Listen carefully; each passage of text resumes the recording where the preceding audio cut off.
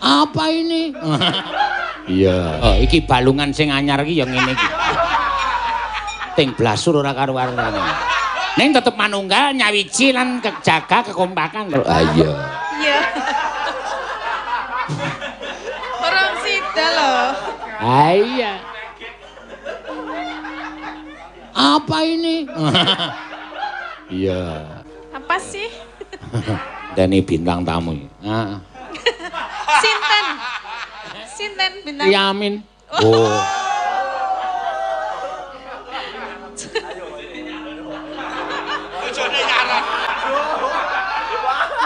Ini apa niki? Teriak kok teriak. Ya, gandeng ranggo bawa engko dikai dangdut ya go. Dikaya malam minggu ora dangdutan. Iya. Joget pokoknya. Pokoke semangat. Ayo wis nekake anu. Loh, iki balungan sing anyar iki ya ngene iki. Ting blasur ora karo-karone. Ning tetep manunggal nyawiji lan jaga kekompakan lho. Ah iya. Luar biasa. Heeh. Cek banternya ra omom lho iki mau ki. Ora apa-apa. Ora usah sok aleman to kowe iki senengane ning banter kaya ngono ya. Bantere ra omom iki mau ki. Lah terus aku mau joget gimana? Joget di kali. Ayo.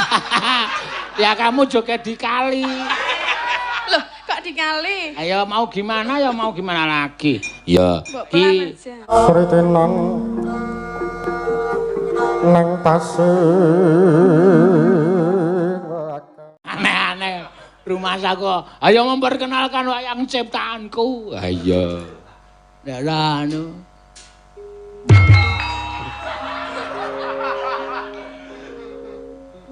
Sikat gigi. Sifat barat kok sikat gigi. Wis ndak do seneng. Oh, iya to saiki. Apa wayangan ki nglipur kok malah ndak do seneng. Ya. Nalikane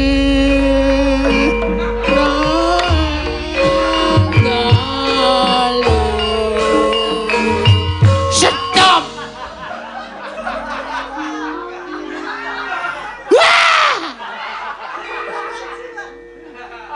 Awang Bagong kok nyandang Abimanyu.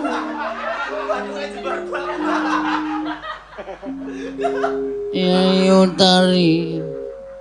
Yai Utari. Loyono mati. Mati bro. Amatri loso.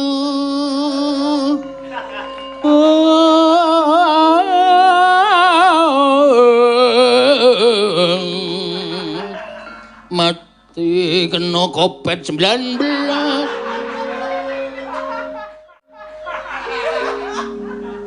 Apa itu? Do nyuwun lakon kuwi wae rasa sing angel-angel. Iya. Iya. Kembang Rawe. Wah, iki suwe ora weruh gedruke Agnes. Heeh.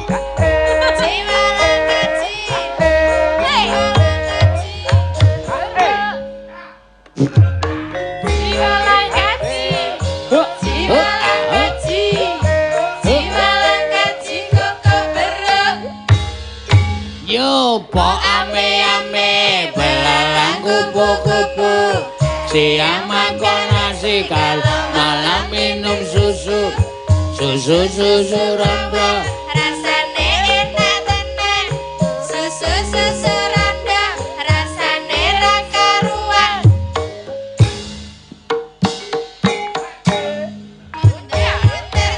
Yo, tim joget sudah datang.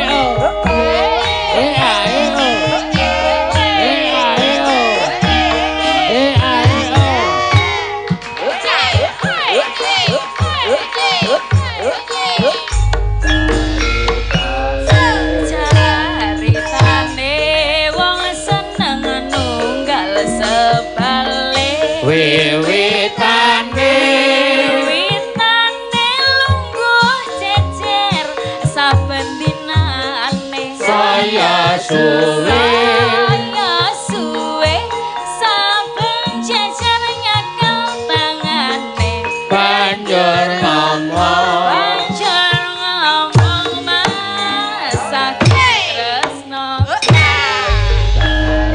Caritane wong seneng nunggal sebalik Wiwitane lungguh jejer saben dinane saya suwe Saya suwe saben jejer nyakel mangane banjur ngomong Banjur ngomong mas aku tresno Kembang kenongo adikku digawe loro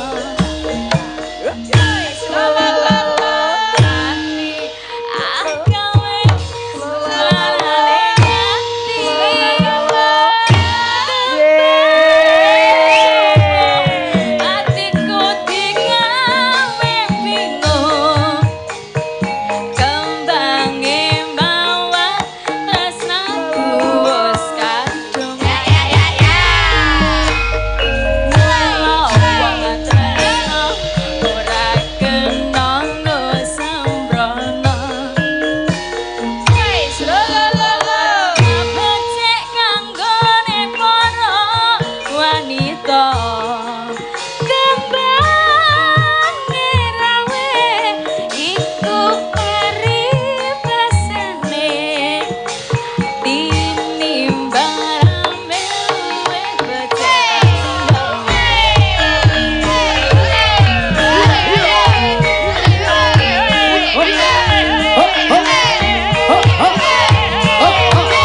masih bersama warga Larang.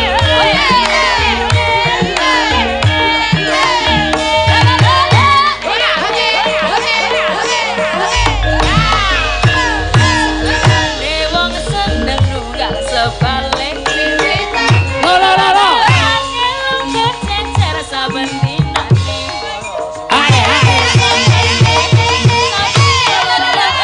Mangane banjur ngomong mas aku wong seneng nunggal sebalik lungguh jejer saben dinane Kaya suwe Saya suwe saben jejer nyekel bangan banjur ngomong Banjur ngomong mas aku Yo. Lo.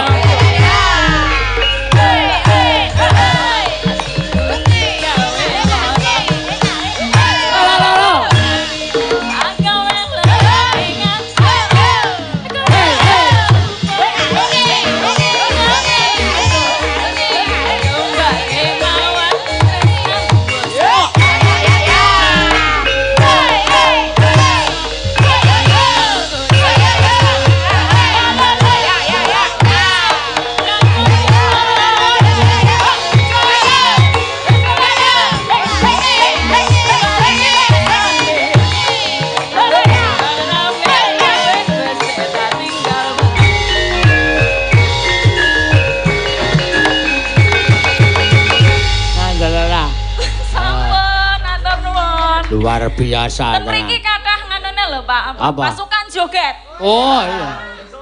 Rame sekali di sini. Heeh, kae ming wong penabuh sing wis edan.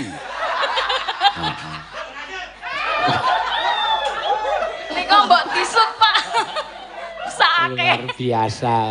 Ya, iki tambahan meneh ana to. Duh, lah iki engko wektune keblandangan malam minggu ora apa-apa. Heeh. Malam minggu ya ora ya apa-apa.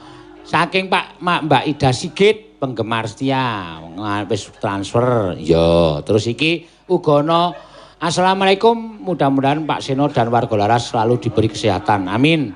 Mau minta lagu Sri Uning dibawani yang nyanyi Mbak Tatin dari Ratamto. Oh, Pak Kuncen Jatilawang Banyumas. Kirim salam kagem senior kita Pak Sono SPD di Pak Kuncen Jatilawang Banyumas. Matur sembah nuwun. Nah, yo sembah nuwun. Terus iki uga ana kiriman saka Mas Widodo ngaturaken saweran. Oh iya, matur suwun. Salam saking Pontianak. Waduh, kapan Pontianak ngundang meneh? Kapan? Senengane ora. Yo, diaturake. Yo, Mbak Tatin sekalian loro sisan. Yo, apa? Lagu kok apa? Ha iya. Tegese lagu apa? Sri Uning karo Sesideman. Ah, yo jumeneng sisan. Yo. Kula tok, Pak. Ah iya, wong jatahe kok. Kok langsung loro ya, rung sida wis loro. Loroe kowe iki bakoh. Apa iya? Rung sida lho. Ah iya. Apa ini? Iya. Apa sih? Ya, iki Mbak Tatin. Wingi bengi prei ya, Tru. Ah iya ya ora apa-apa. Lagi nganggo prei barang. Sesuk tanggal 9 kuwi dikersake, sing dikersake karo sing penanggap tanggal 9 kuwi Mbak Elisa, Mbak Tatin, Mbak Wahyu, Ben Rata. Ya. Nganggo PR. Heeh, karo ngenteni bintang tamu. Heeh. Sinten? Sinten bintang? Yamin. Oh.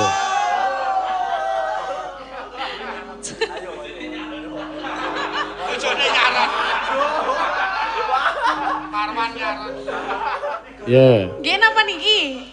Teriak kok teriak. Sesideman apa? Sri Uning manut. Ya. Nggih sesideman, Pak. Ya. Teng mboten sange bawa nggih. Ya wis ora apa-apa, sakjane wektune ya selangoyak. Heeh, ya mlayu. Kok wis truk nek kira-kira sing guyu siji loro kuwi rasah ditokke. Ya. Ya. Luwe becik patenan timbang papisan.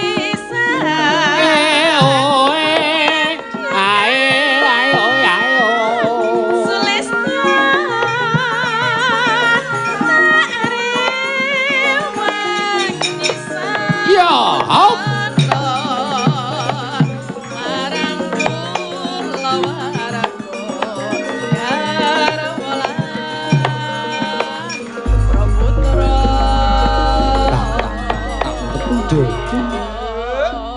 Mlung. Ya, gandeng ranggo bawa engko dikek dangdut jaga. Dikaya malam minggu ora dangdutan. Iya. Joget pokoke. Ayo semangat. Ayo wis nekake anu apa jenenge? Tukang penari latar. Liwat kincanging alismu kawasan lendah ngatiku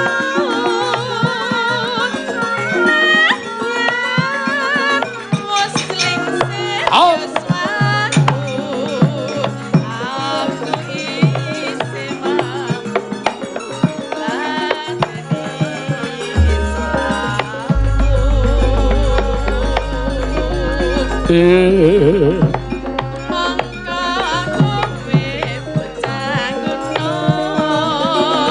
Natyan bocah gunung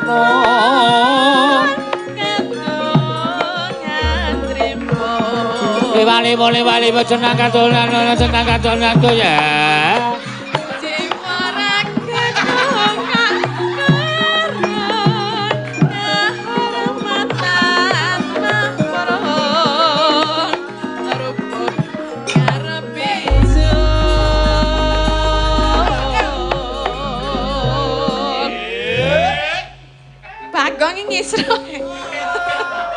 Iki disiarke lumantar Dalang Sena Channel, Ki Sena Nugroho Channel. Ya, lan iki uga ana kancaku sing relay streaming terus. Oh iya.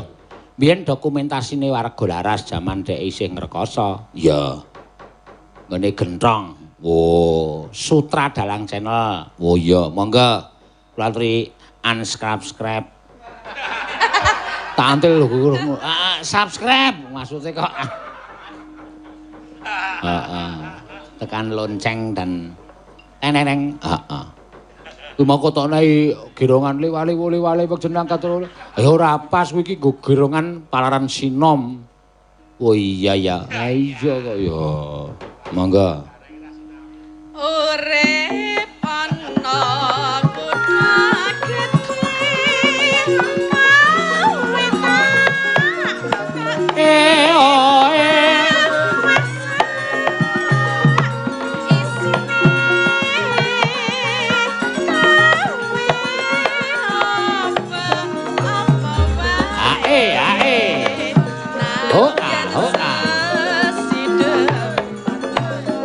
Ya.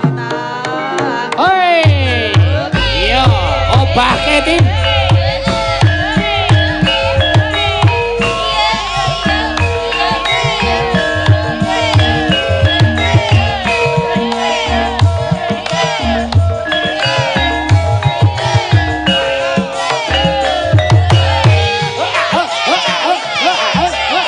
Iya.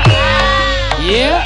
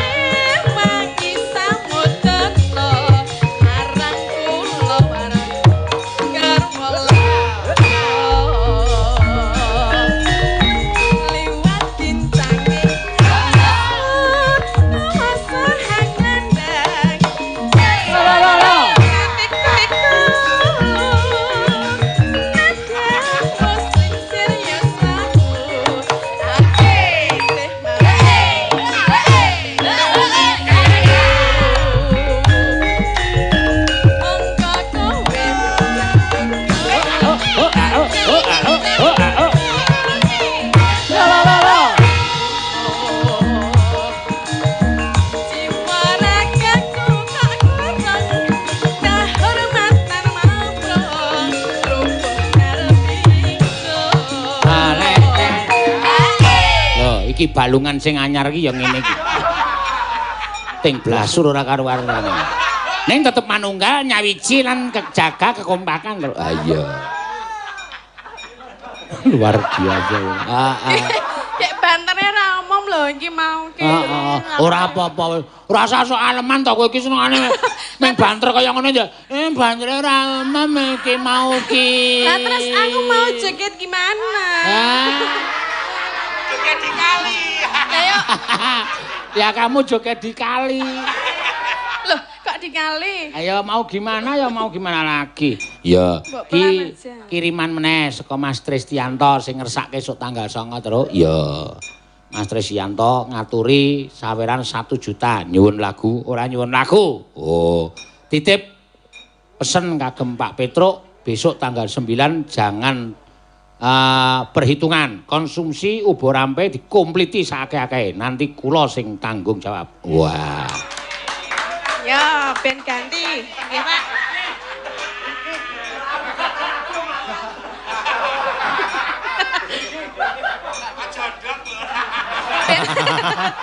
Ya. Ya, cangkeme wis do elek to. Muni aja ndok lho. Awang kowe iki mangan ndok ming nang kene kok. Nang omah ya menget-ngetan. Heeh. Kene wae cedo karem. Martabak kok isine godhong kelor. Ya wis ben. Nena, tang. Ye. Ya. Aku suwe-suwe meng pergo mayang Sliman iki iso edan lho terus. Heeh. Ya wis ben ora apa-apa lah witene nek golek rejeki ya angelan kok ya. Heeh, ya. Urip ana kutha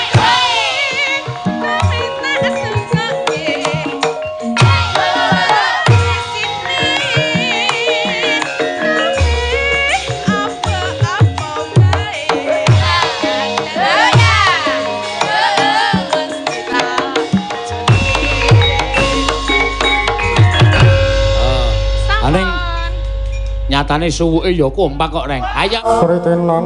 Ya ming suwuk tok. Awang aku ngerti le do rasan-rasan kok. Le rasan-rasan piye? anu sideman ki ndalute piye to? Sing jajare gampang. Sideman ki ming ne na dadi apale ya ming suwo. Ya. Bacotke to. Ya, saiki Mbak Ayu ya men rata ya kok, men rata. Heeh. Mengko bar gara-gara apa perlune wis anggene wis lahir wae kok. Ah iya.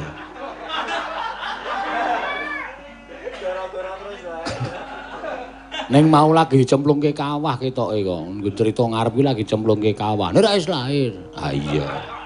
Nyuwune apa bisa anggene lahir. Ah wis lahir ya wis kok dadak nyelapani barang tenang kok kayak biaya. Yo, Ayu. Jumeneng Mbak Ayu. Ya, wah iki. Ngapa? Ayo bareng Ayu ngadeg kok diringi kodhok. Ya. Wah, hehe. Meh ra tugas yo. Joget-joget wae. Heeh, karang ya. Bojomu ki penggembira. Ah iya.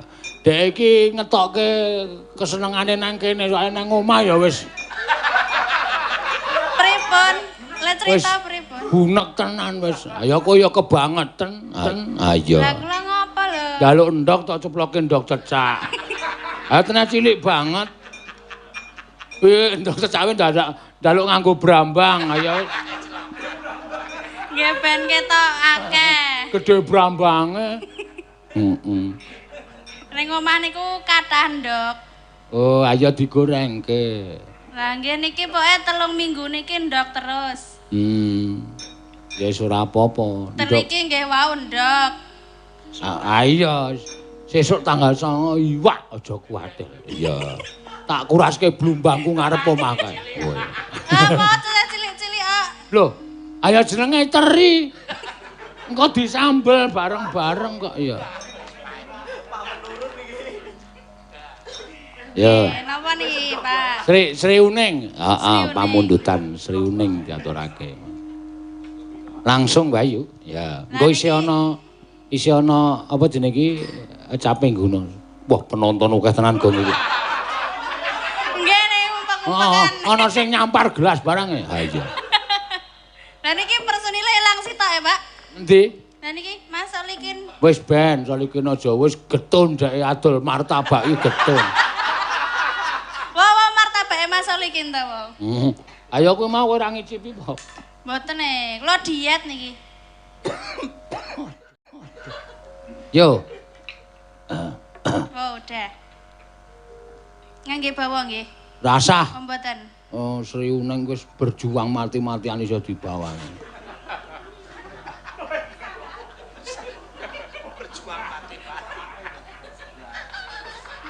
Berjuang ro Wiratmaya kuwi. Ah iya. Ya, mulai nggih. Nah. Sri Uning Mustika Tuban. Ya. Sri Uning Mustika Tuban. Labah tresna. Ya. Mringes Hey.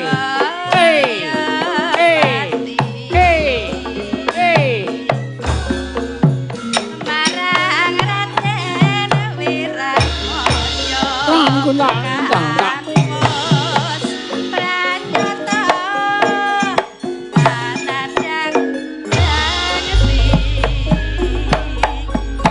Oh ya. Sri Uning datang krayita kanthi tresna kadange pribadi.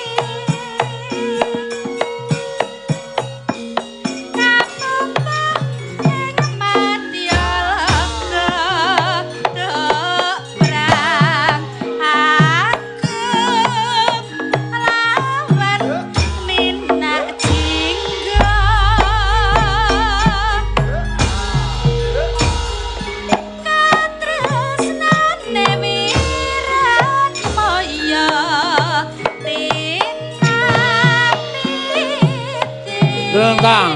Tung tung gentung. Suwo. Sanadyan pungkasanira praptek lena alapuh nego. Ya. Sampun. Saiki sisan-sisan Mbak Agnes, Mbak Elisa karo Tatin jumeneng kabeh. Oh iya. Nggo pungkasan ya. Ya iya, karang ya men ketok kaya nek pentas tenanan kae. Iya, iya. Ha iki ya pentas tenanan ya, Mbak. Ha iya. Ning Celimen. Heeh.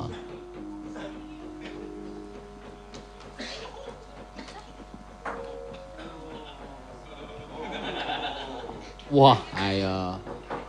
Ya kah piteksa godhek wok simbar jojo. Ketok saiki poreme dhewe-dhewe. Heeh. Yo, caping gunung. Ya. Saka sapa? Saka Agnes.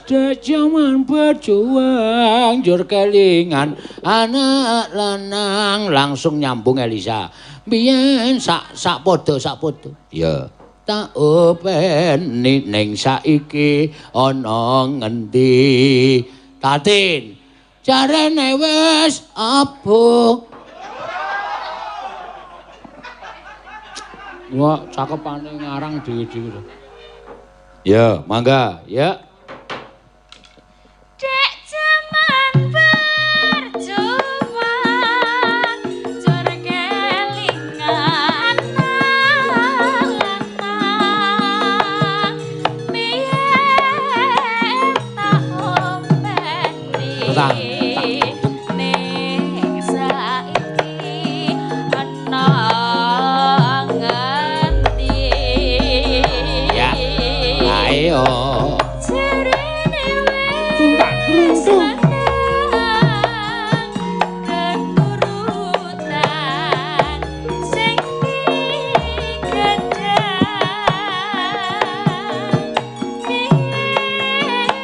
nate janji saiki opo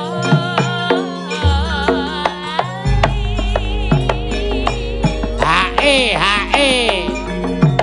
Oh ah, tumplak. ning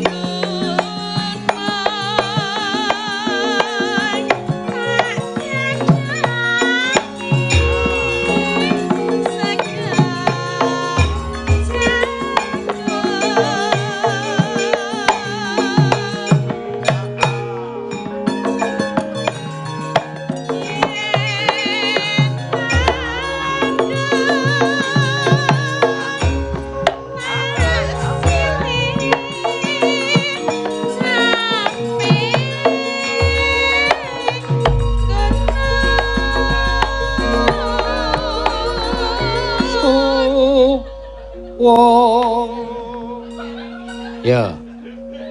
Hei, ora do guyon iki. Iki lho enten garenge ya.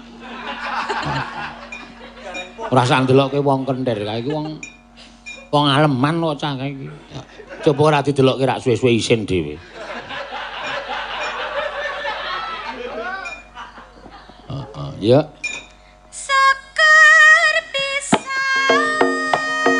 nyawang gunung desa Jati Raja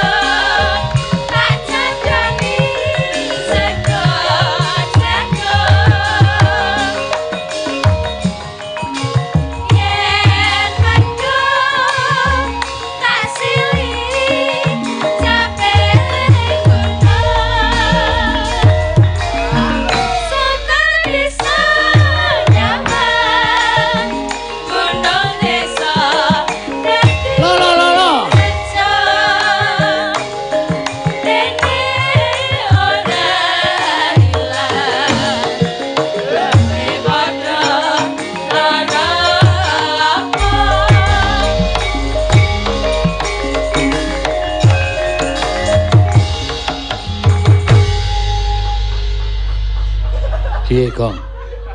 Aja tak komentari, wis rasa dirasake. Iya. Ya wis ngene iki, ya. Karep atiku tak kombangi 5. Iya. Mau mlebu tung tak ning tuje tung ngono. Ana tak tung tak ing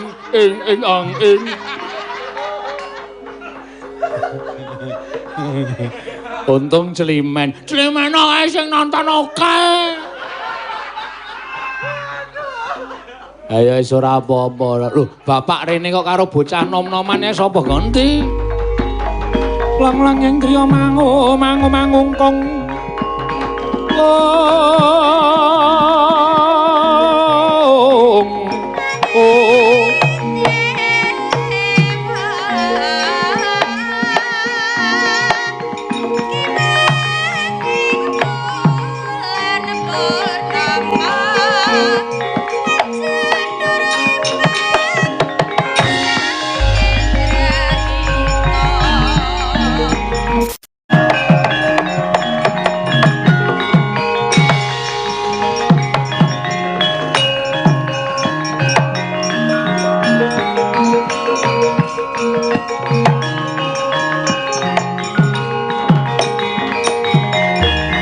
Bumikun sing langit kelap-kelap katon lirkin saking risang mawe sabaran katulu wukir moyak mayik saking jas baliwur. Kakek, apa? Wiwit ana ing ngawah nalika semono aku mbok jedi. Tumuli aku pinaringan jeneng sapa mau kek? Wisa Geni, ya Wisa Geni. Nalika semono aku takon karo kakek, wong tuaku sapa, ibuku sapa, bapakku sapa. Kok kakek cerita bab kayangan, kayangan ki nggone ngendi? Nggone dhuwur kono. Anggere ana papan ingkang gumantung tanpa sendelan, mongko papane ndah, ya ing kono dununging para dewa. Lah terus sambung rapete aku karo wong tuaku, bapa lan ibuku karo para dewa. Dewa sing ngerti karo bapakmu karo ibumu. Takono para dewa. Yen perlu takon karo dewaning para dewa sing jeneng Bathara Guru. Lah nek dewane ora ngerti, dewane wajib tok ajar nek pancen ora ngerti.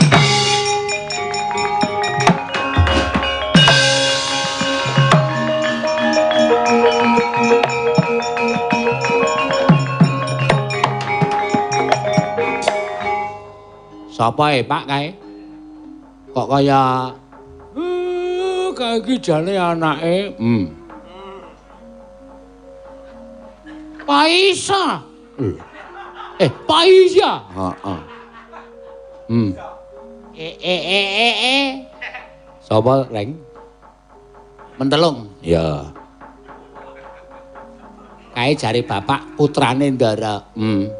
Lho. Apa iya? Domongi to. Truk. Awandane truk? Ya. Kae sapa kae? Kae putrane Ndara. Lho, tenane? Iya. Jare bapak putrane Ndara.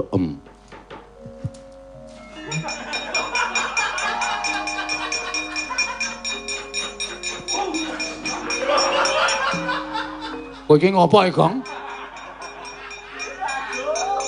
Anakku bocah bagus, anakku bocah bagus. Wah, ngene konangan sing asih mah dipecel ndiasmu modar. Ora nyono yen kowe wis gedhe anakku. Tak tututani ya Petruk. Tak plotroke kathokmu lho. Ayo ganti ana. Wah, akal-akalan gawe kaya ngono barang ora seneng.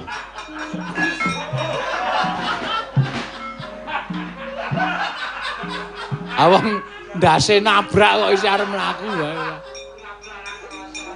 Nyelempit. Ndase nyelempit. Dawat-dawati ae tole.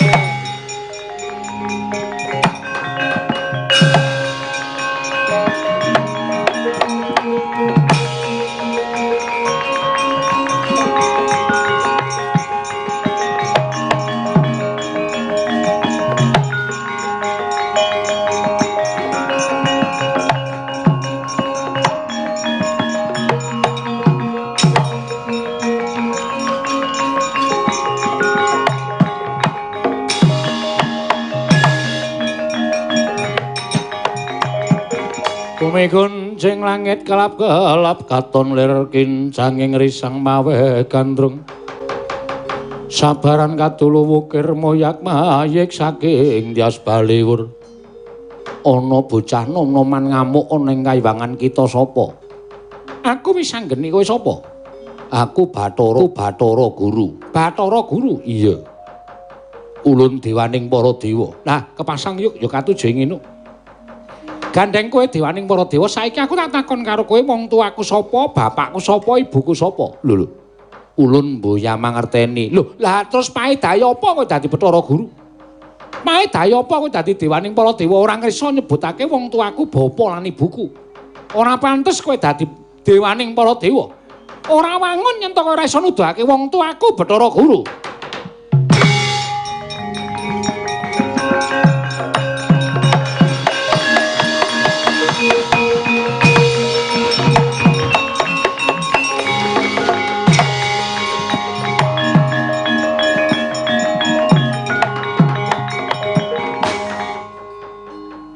Sirmu piye kowe kok ngetokke geni ting jledher ora karo-karuan? Arane guntur geni guntur angin.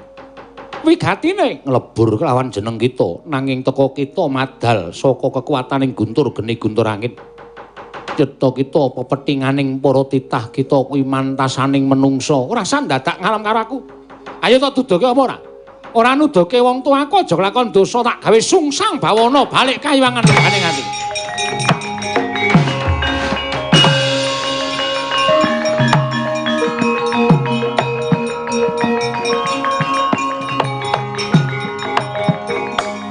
Piye?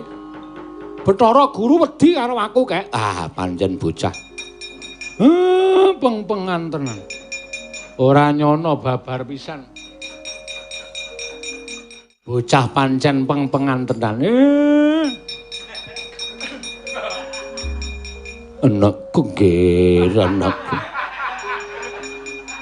Anakku bocah bajigur anakku.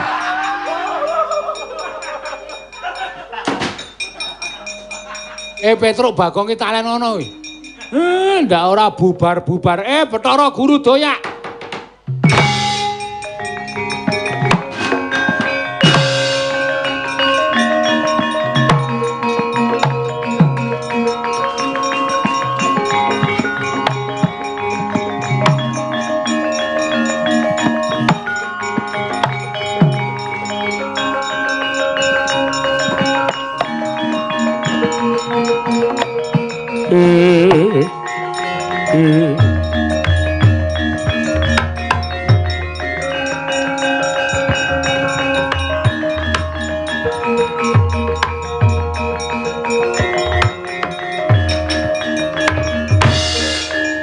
Maraina semobang mangaruna katinetraning nganggo rapo sabdaning kukiloring kanigara saketer kene tunengkung lir wuwu sing pene panca.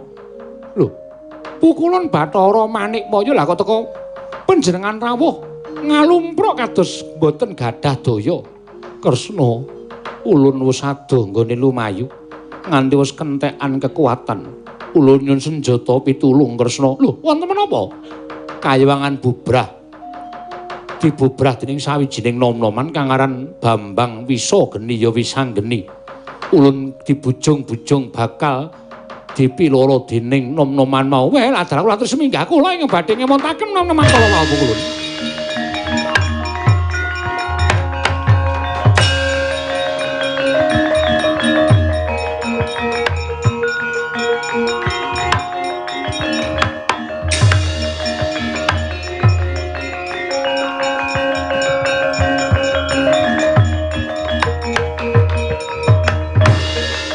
Iki po, nom-noman sing ngrusak kayangan dasar kepara nyata.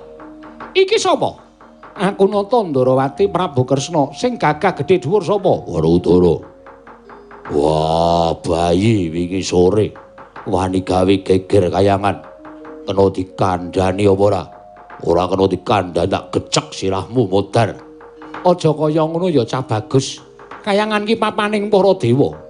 Yen kowe gawe geger kayangan bakal dosa tumraping para Jawata. Ora usah dadak kowe mulang karo aku.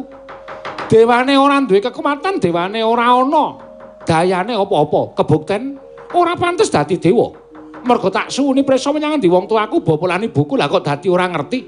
Lah apa wangun ning atas aku kuwi lingarake ning jagat ora weruh karo wong tuaku, aku takon karo dewa kok dewane ora iso wangsulan. Ora pantes dadi tulak obrak-abrik kayangan. Wolah, mati dening aku mangke riyen, Den.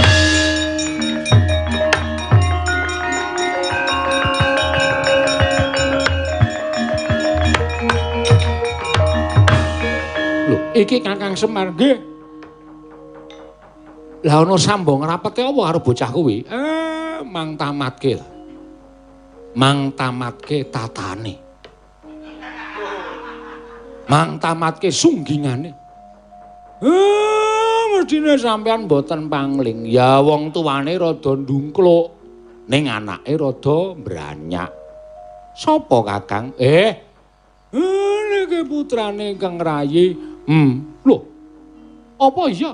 Lah, mang kula niku sing ngetutke wit wau kok sampean mboten percaya. Dipulasara karo Bathara Durga cemplungke kawah. Kula sing milujengke, kula sing nyelametke, diewangi kalih Wang Pikulun padha menang. Sapa? Sapa? Wah. Kuping nang kene. Iki dudu kuping. Napa? Wah, ampuh. Wah, apa ya nggih? Dadi niki njaluk pengadilan ana ngersane Wang Pikulun Bathara Guru niku wis pas, wis pas. Kek, kuwi sapa? Niki Pakde. Lho.